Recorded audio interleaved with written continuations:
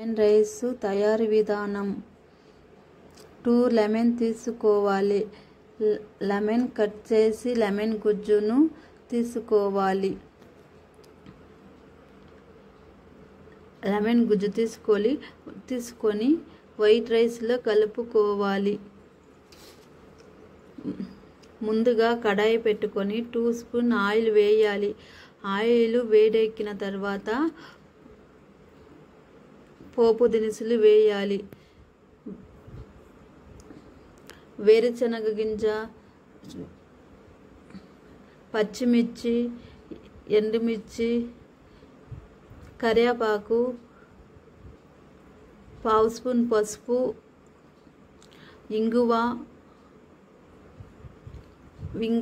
వేసి బాగా కలుపుకోవాలి. సాల్ట్ 1/2 స్పూన్ వేసి బాగా కలుపుకోవాలి. వైట్ రైస్ వేసి కలుపుకోవాలి. కొత్తిమీర ఆకు వేయాలి. Lemon rice ready.